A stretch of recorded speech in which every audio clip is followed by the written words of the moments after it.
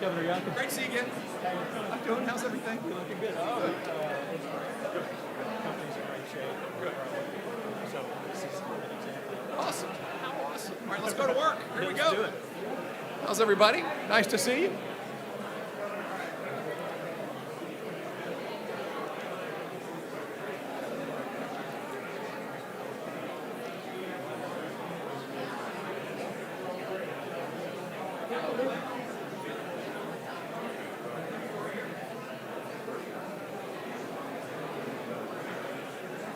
All right, welcome. Welcome to the BWXT Innovation Campus. I'm Joe Miller. I'm the president of BWXT Advanced Technologies. So happy to have all of you here today. So excited to talk about what we are doing as a company, what we are doing as a business, and what we're doing for the company and the country. So with that, I just want to acknowledge a few people before we get started. From the state of Virginia, we have Governor Glenn Youngkin.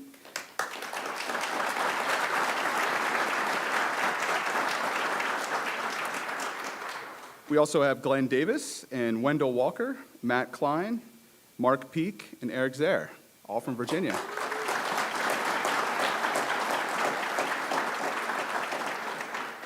From the Department of Energy and the Idaho National Lab, we have Miss Alice Capinetti here, and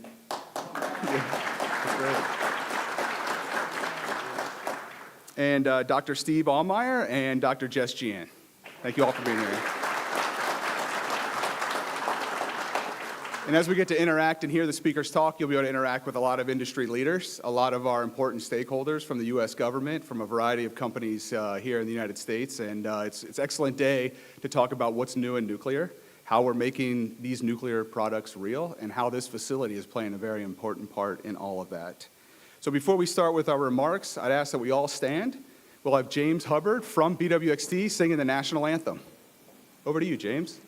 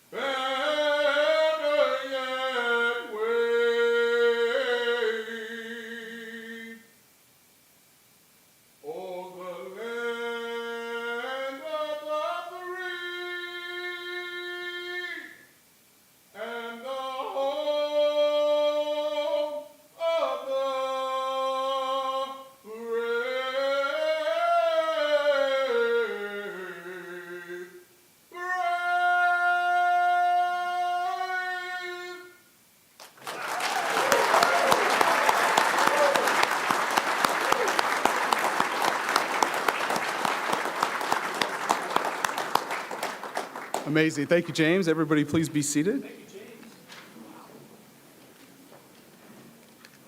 James.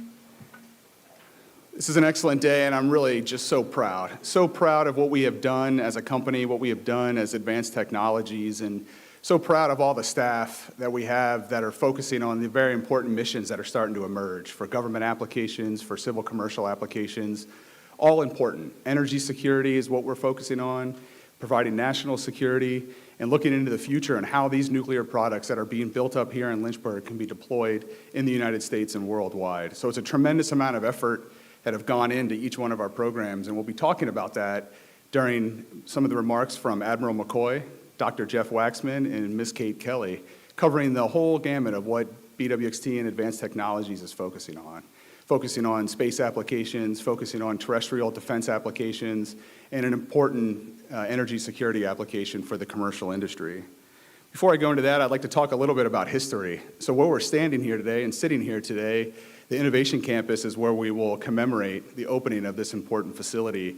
But more important, historically, in the 1950s, BWXT came to this location. We came to this location because Admiral Rickover decided to build nuclear reactors and put those on submarines to keep peace worldwide.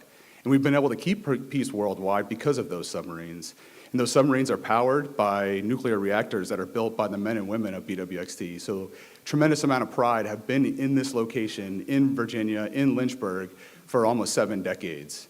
And so when we were looking and preparing our remarks and looking into the history of BWXT in this facility, we actually found a challenge coin online that BWXT used, B&W, or Babcock & Wilcox used in 1956. It looks very similar to the challenge coin that you all get today. And it's interesting because that challenge coin was brought to this area because the men and women of Lynchburg clear-cut this land. They built a reactor manufacturing facility and then worked in that reactor manufacturing facility for several decades. So the history in nuclear really begins here, and the history of nuclear and how we propel these new nuclear technologies into the future will continue through this building and through the staff that we have at Advanced Technologies and in BWXT. So it's been an excellent drive to get where we are here today. A drive meaning we started with an idea that you could design and manufacture nuclear reactors in a new and better way. There are technologies like additive manufacturing and artificial intelligence and machine learning that help us and enable us to create these new products. And as you walk around the facility and you see and you touch and you hear each one of the presenters talk about what they're doing, it's with that focus in mind. How do you make nuclear products better for the future? And we get much of our power here in the United States from and during nuclear products. And those products are very important to sustained energy security, sustained proliferation of all the U.S. ideas and keeping peace throughout the world. And so as we continue to advance each one of our technologies, we'll continue to interact with many of you and many of our customers and how we can bring these technologies to light and make a benefit for the good.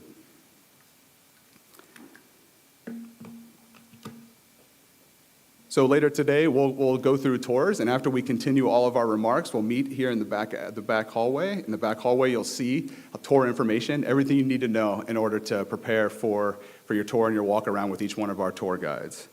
As we go through our remarks, you'll hear more about our programs, like I mentioned, and each one of these programs starts with the people that are here, with the innovation that we drive into each one of our products, the investment that our company has made and that our country is making in a facility like this, all looking towards the future. So with that, I want to introduce Rex Jevenen, the CEO and president of BWXT. It's with his vision and his guidance and his investment in the resources that this facility is able to be built, for all of us to be able to work in this facility to continue the excellence in nuclear that BWXT has to offer.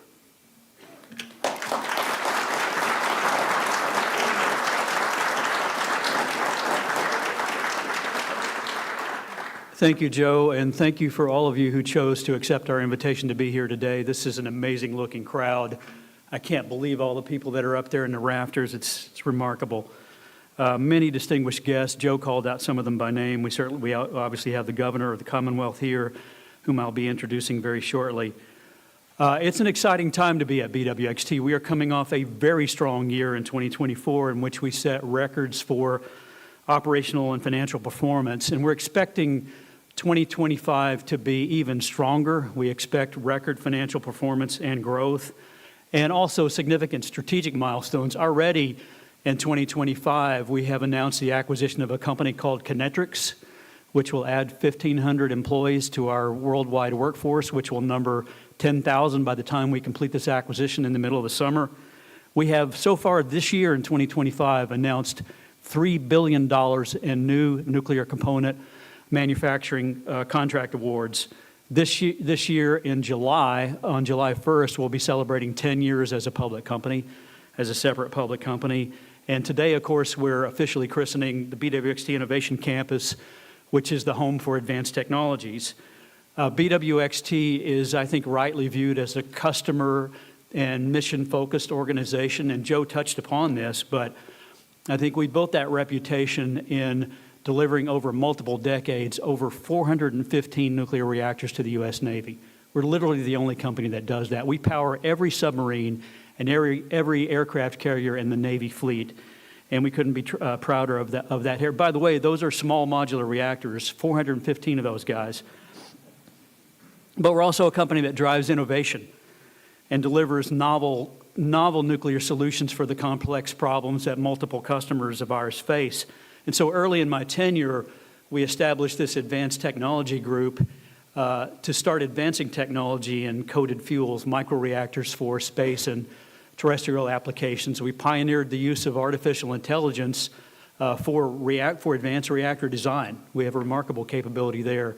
We have pioneered data science and AI for process control for some of our manufacturing processes. And we did all of that to avail ourselves to a new set of customers, new sets of opportunities, and I think you'd have to agree that that's been a real success for us. And we do all this holding the conviction, which is in our stated corporate purpose, which is that we use nuclear technologies to address what we consider to be some of humanity's most important problems.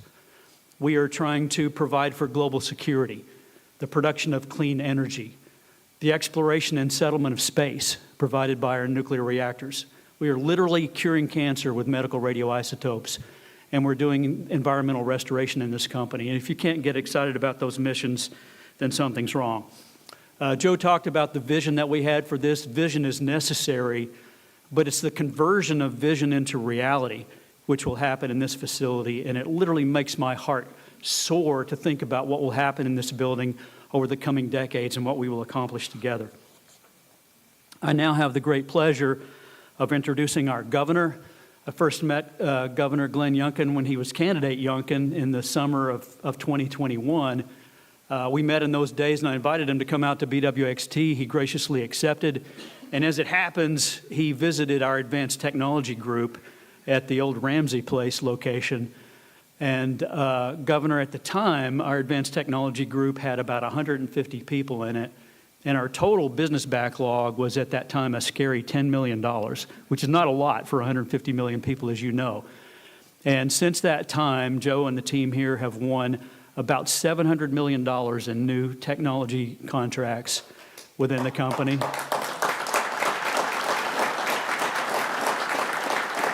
And we've more than doubled the size of the organization, so it's kind of a full circle moment to have the governor here sort of at the beginnings of our advanced technology group and now returning after years of success and growth. And so I find that to be very exciting. We're standing here today partly because the Commonwealth and our local communities committed to this facility along with BWXT. We signed incentive agreements in 2021, and since that time have invested more than $50 million in this capability, and we have hired, since you visited, Governor, more than 200 people altogether who have made BWXT their home. Governor Youngkin, everyone in this room knows, has been a vocal champion for nuclear, and you hear that voice all across the Commonwealth, and you hear that voice all across the nation. Governor, thank you so much for your commitment to nuclear and the message that you're delivering there. So everyone, please join me in welcoming the leader of our great Commonwealth, Governor Glenn Youngkin.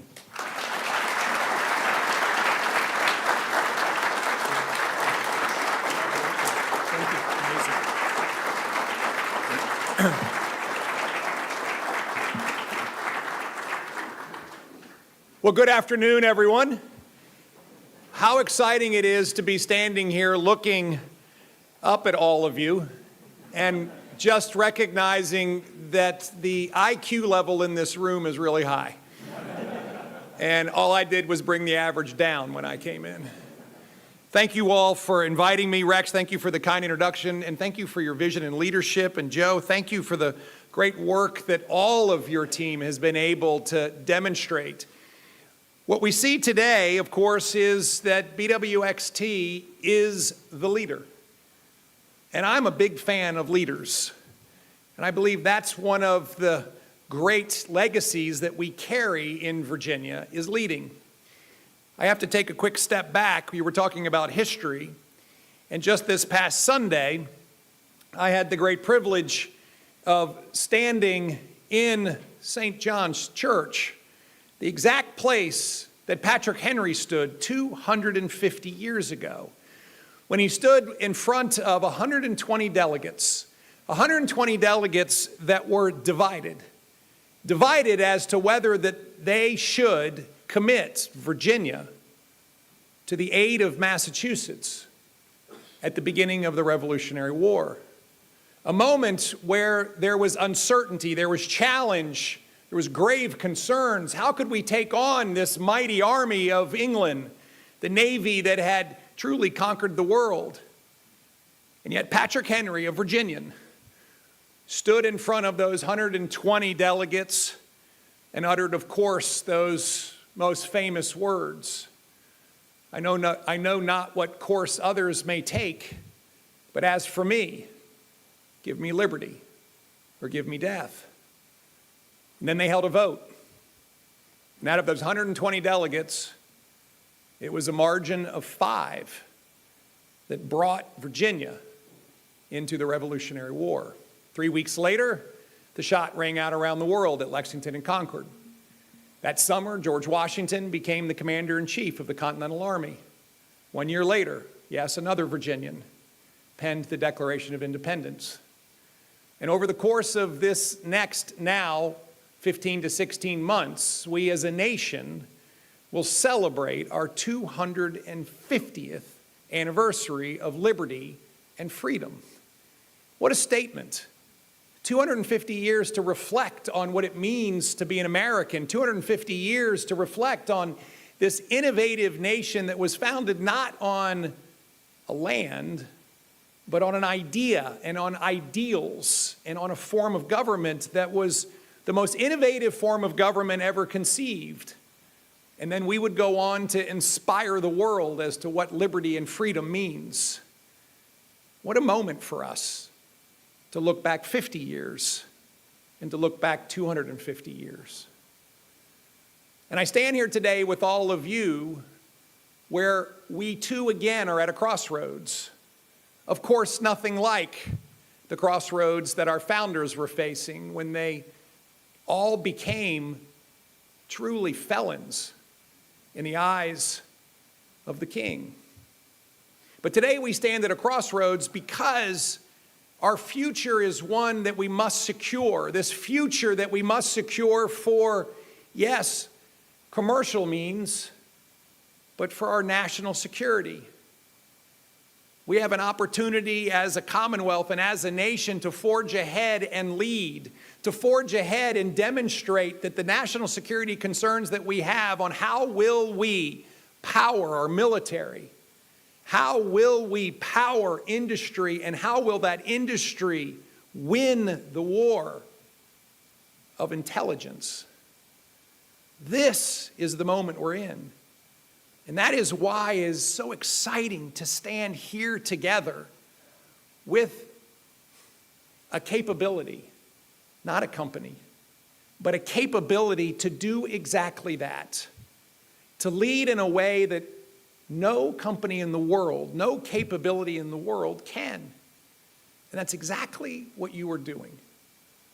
And so I was in awe, Rex, when I was with you a few years back at what I knew BWXT stood for and accomplished. But that awe is renewed in a very important way, because I hope all of you recognize the tremendously important moment that you stand in. Now, as we stand here and look at scientists and engineers and technicians, my heart also flutters because, as you know, I was an engineer in school. I spent many hours in wind tunnels and many hours breaking things and then trying to figure out why they broke. I always thought that was interesting. Let's break them first and then figure it out later. And so I do hope that all of you can pour that passion and and that intellect and that vision into your work ahead. But I also have some solace for you. If it doesn't work out as an engineer, you can always become governor.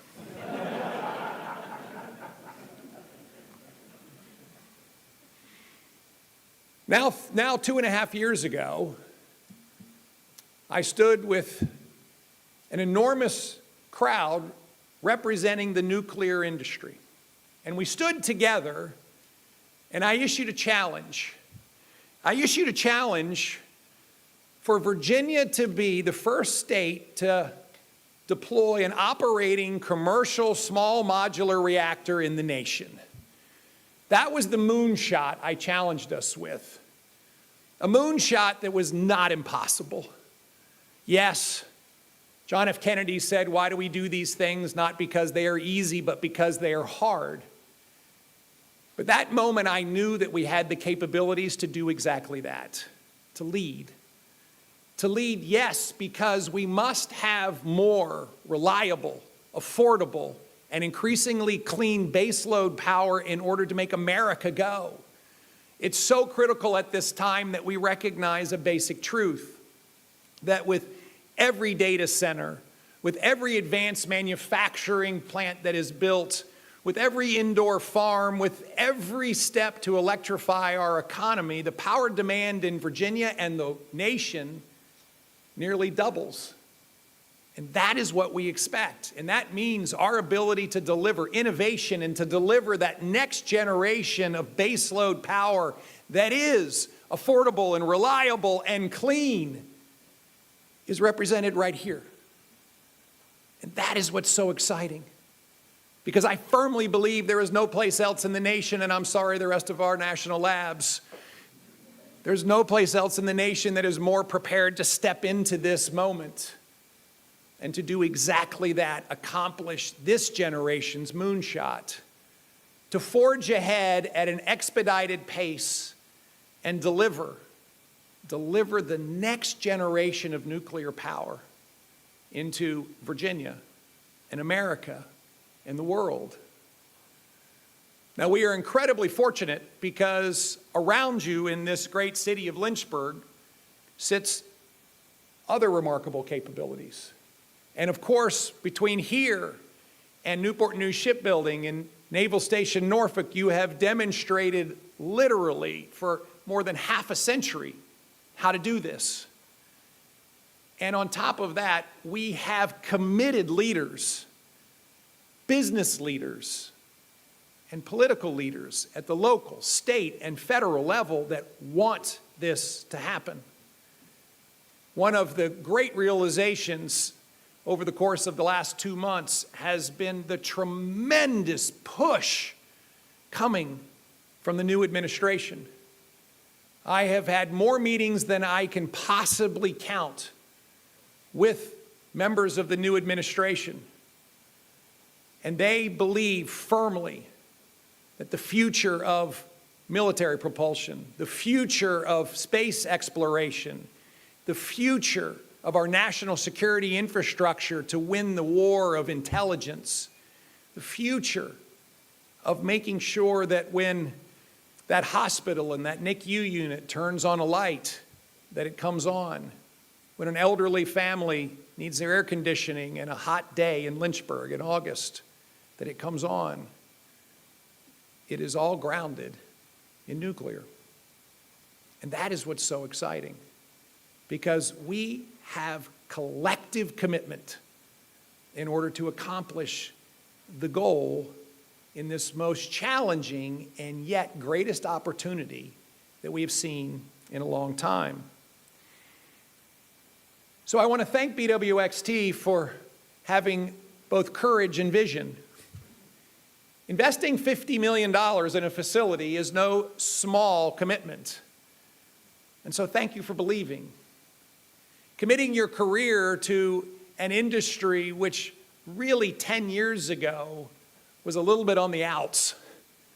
It takes a lot more than just courage, it takes commitment. Recognizing that we now have to run faster than anyone in the world in order to accomplish our goals takes more than courage, it takes commitment. And we have unified commitment. That is what's so exciting. And so I want to thank you again, BWXT, for choosing Virginia for that commitment. You could have gone other places. I would have talked you out of it, but you could have gone to other places. But there is no place like Virginia. Not only is it the very best place to live, and not only is it the very best place to raise a family, but it is by far the best place to work, too. Virginia's soaring. I have to say the last 3 years have reminded us all that the spirit of Virginia is so alive and well. We've had $100 billion of commitments from companies who are going to build and expand here, ones that were here like BWXT and others that have decided to come. We have seen our workforce just multiply in such an extraordinary way. We have the largest workforce we've ever had in the history of the Commonwealth. 276,000 more people working today than just 3 years ago. Virginia is roaring. And we get to watch all of you go to work to help us discover, develop, and implement the next generation of power that will help us roar even further. And so let me finish where I began. We are writing chapters, not footnotes. And this chapter that you all are writing will be a chapter that we talk about for decades and decades to come. The moment that, yes, we in fact accomplished that moonshot where the great capabilities that have been powering our nuclear navy in order to ensure peace around the world was translated into the next generation of commercial nuclear power. The moment where that next generation of commercial nuclear power enabled us to bring a whole new reliability, a national security need to our nation, where we once again proved that America is not only the home of the free and the brave, but it is the home of world-leading innovation. And then we translate that into a safer world. My friends, what an honor it is to be with you. And may I ask that God bless the work that you do. Bless this great facility and this company, the Commonwealth that we all live, in the United States of America. Thank you all very much. Oh, and I have a job.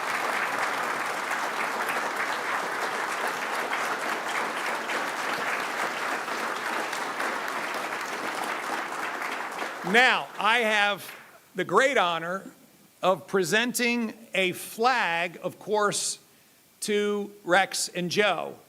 And this flag has flown over our state capitol. And I'll say to the senator and the delegate that are here, I did go over and steal it. Not true, not true. But this flag has flown over our state capitol, a capitol that was designed by Thomas Jefferson, and that I watch every day with just great admiration for the work that goes on there. But even more importantly, a flag that represents the commitment that the Commonwealth of Virginia has to this great company. A commitment that is reflected by my one request, that would you fly this flag out front? And when anyone comes or goes from this facility that is embracing innovation that will lead to a better future, that they will know that this partnership is one between a great company and the great Commonwealth of Virginia. Wow.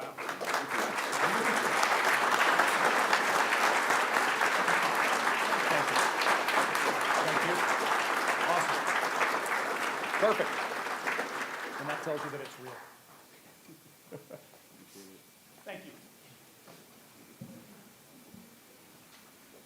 Thank you, Rex. Thank you, Governor.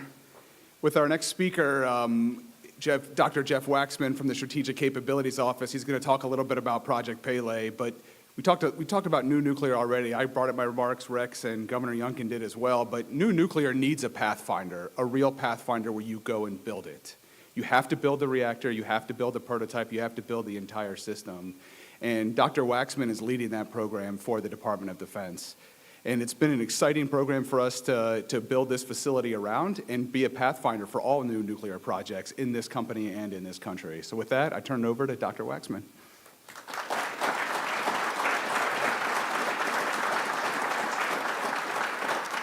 So I don't know how I follow that. I feel like I'm a music act, and my agent just booked me to follow the Beatles on Ed Sullivan. So lower your expectations.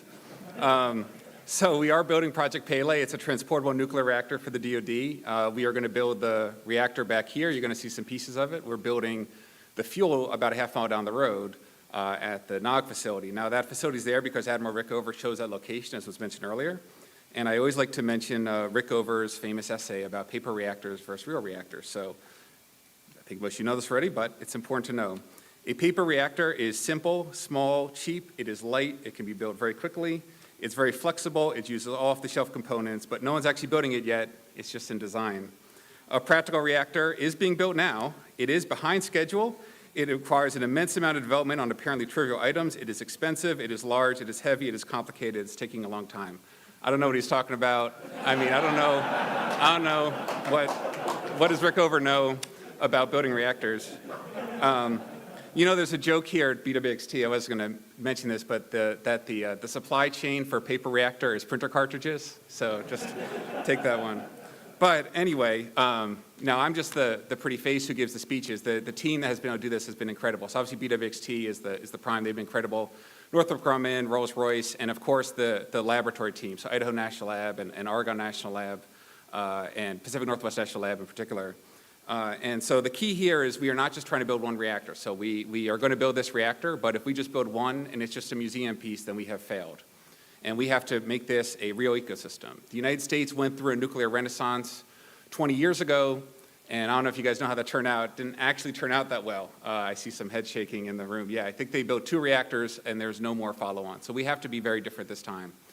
And now I'm doing the best I can to make that happen, but I can assure that if there are more reactors happening, so not just for the DoD to provide energy resiliency for us in Pacific and elsewhere, but also for the commercial sector, anything that follows, the team here, the BWXT, Northrop, and Rolls, Idaho, Oregon, Pacific Northwest, that team will have to be the linchpin of it. There's just such incredible knowledge here about how to actually build. And so you will see that when you go back in the tours afterwards. Please ask all the engineers there about how they're building things, because that's really the tricky thing. You can design a reactor on paper, it's very easy. Building it is really, really hard. And it's incredible what that team does. And thank you for this amazing event today. And hopefully I wasn't too much of a step down, although I will say that when I'm old and I don't remember things so well, I will remember that Governor Youngkin once opened for me when I talked. So that's going on. Thank you, Joe.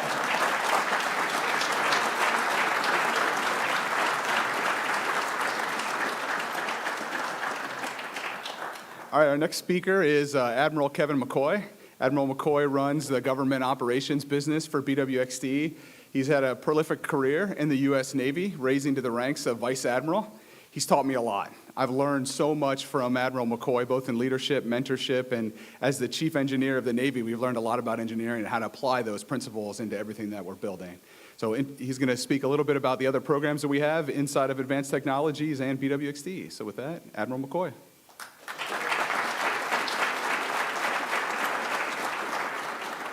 Thank you very much, Joe. This is somewhat of a first for me because I'm used to being the tallest speaker in the group, and not so much today. Governor, it's great to finally meet you, sir. Jeff, thank you very much you've been a terrific advocate for this program, for BWXT, and an advocate for novel nuclear within the government and advancing nuclear power within the government. And we appreciate everything you do every day to keep this program going and this whole idea of small reactors for the government application going. We like to say that if you were to design a perfect nuclear company, it would look a lot like BWXT with a solid footprint in existing and emerging markets. And as Jeff indicated, Pele is going to be built right here, the actual hardware. And it should be that way. We are the only company in the entire world that produces 2 reactors every single year. You think about that. And as Rex said, we've produced more than 400 reactor cores for the U.S. Navy, for submarines and aircraft carriers. And I can tell you, as a former naval officer who spent most of my life in that business, it's the difference that keeps America's Navy #1 in the world. And what this company does every day gives our leadership in this country so many options to be anywhere, anytime, for as long as we want to be, anywhere around the world. And that legacy, I'll just tell you, runs through every one of us that are in this company, and that legacy of excellence and performance and being right every time. So thank all of this team for that, and it's a thrill to be part of. It's a thrill to be part of this team. Just a personal story. In 1977, as a young 21-year-old, I had my Rickover interview. I got thrown out of his office, and I think I got about 2 words out of my mouth. I felt a arm on my shoulder, and I got thrown out of his office and put in a tech manual closet for about 4 hours to think about how stupid I was in my answer, and to come back in and here 77, and and here so many years later to have the honor of making their stuff with BWXT, which is a company that I've admired my entire Navy career. It's just a thrill of a lifetime. As Jeff said, I do want to recognize our partners, Idaho National Lab, Rolls-Royce, and also Northrop Grumman, who are integral to this team and the success on Project Pele. We're also, we haven't talked about Project Draco, but Kate's here. She'll talk a little bit about Draco. But in addition to Draco and Pele, we're also working here on our BWXT Advanced Nuclear Reactor, or Banner. And we're already working with some commercial end users, if you will, in the mining, in oil and gas, and data centers, and folks like that, to really build on the Pele experience, all with that deep legacy that we've done for the United States Navy over all those years that Joe talked about, the legacy right here on this peninsula that started with Admiral Rickover many years ago. And we think that's an emerging market, and we're a leader in there, and that's where we want to be. Now, I did a lot of my life on the production floor, either building ships, fixing ships, building things. And I got to tell you, there is nothing like being able to bring the engineers, designers, and production folks together, particularly when you're building first-of-a-kind, very difficult things. That's what's so unique about this building, and the equipment and the people that we have here. And yes, our secret sauce in this company is absolutely our people, but it's also the facilities and the investments that we make around them to make them so successful. And so, Rex, to you and the board for your leadership and let me give a shout out to Ken Camplin, who actually hired me into the company. Who this was a vision of his many years ago. And Ken, it's great to see you here to see it come to fruition. So, with that, I'm going to invite Kate Kelly up. Kate's our Space and Emerging Programs Director, and to talk to you about her role here at BWXT. Kate, come on up.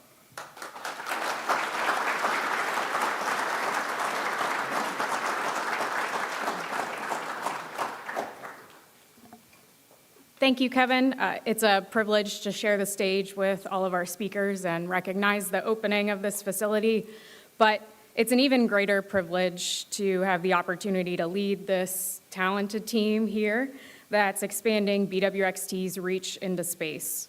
It's the team that's at the intersection of high-tech industries and is driving the innovation to create resilient capabilities for the future of space exploration.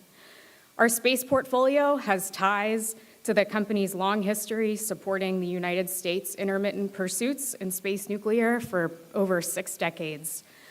In 2017, as the Advanced Technologies Group was being established, we began supporting NASA on space nuclear propulsion development. As the organization has grown, the growth of that initiative has paralleled that. We began developing design concepts, test articles, and manufacturing techniques for these very challenging to work with materials, and they've evolved into the programs that you see today. We are well past the paper reactor phase, and we are building real hardware at relevant scale that was developed on aggressive schedules. This is creating a path to deployment where we see the reality of sending these systems to space in the next several years. In 2023, BWXT announced an award to develop and deliver the fuel and reactor for a flight-ready nuclear thermal rocket engine under the Demonstration Rocket for Agile Cislunar Operations Program, or DRACO, as you'll hear it referred to a lot today. The program is the model for collaboration. It is led by the Defense Advanced Research Projects Agency. It's executed in collaboration with NASA, and BWXT has partnered with Lockheed Martin, who is delivering the balance of the spacecraft and integrating our reactor with their system. That's the type of collaboration across industries and agencies that's required to drive these first-of-a-kind applications to completion. DRACO is not our only pursuit in space. We're also delivering and developing nuclear reactors to provide reliable, efficient energy to operate landers and spacecraft. Under initiatives with NASA, the Air Force Research Laboratory, and the UK Space Agency, we are collaborating with many valuable industry partners. They represent a mix of large and small businesses across nuclear, space, and other industries, many of whom are represented in the audience today, and they are all imperative to driving these important new capabilities forward. For these missions, we've assembled a best-in-class team drawing across tech, aerospace, and nuclear to deliver these products for these emerging applications. To complement the team, the BWXT Innovation Campus provides ample space for state-of-the-art equipment and collaboration needed to deliver and deploy these complex nuclear power and propulsion systems. As we showcase our new facility, we will highlight the hardware that we've developed and the rapid progress we've made under these initiatives, all while we were expanding, building, constructing the organization and the BWXT Innovation Campus. With that in place, imagine how far and how fast we can move to push these new capabilities forward. These are all pursuits that will expand and sustain our footprint in space. As part of the resurgence across the whole nuclear industry, we are in the midst of growth across multiple space applications that are essential to the future of national security, scientific exploration, and modern commerce. And we are on the cusp of making all of that vision into a reality. Thank you. With that, I will welcome Joe back up to the stage to conclude the ceremony.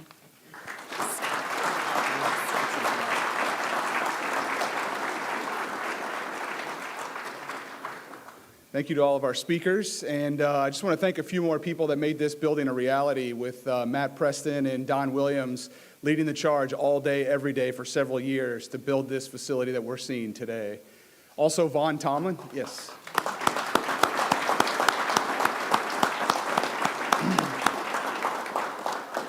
With Wiley Wilson, a Lynchburg-based business, doing the architecture and engineering for this building. They did a fantastic job, and Coleman Adams, especially with the leadership and drive and determination by Vaughn Tomlin to do everything he had to do to make sure this building was ready to go for each one of our projects. So thank you very much to Coleman Adams and Wiley Wilson.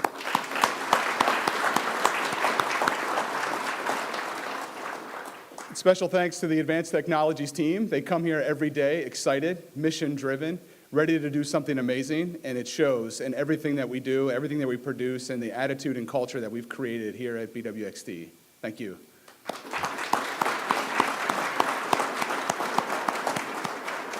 And for this event today, working tirelessly is Bobby Chester and the communications and marketing team. Bobby did an amazing job making sure this was all a reality. Thank you, Bobby. Yes. So it's now time to cut the ribbon. I asked the ribbon cutters to come up to the stage. It'll be an excellent event. And then immediately following the ribbon cutting, we'll have a media event here in the advanced manufacturing room. And then we will assemble for our tours and get going throughout the building. So thank you all.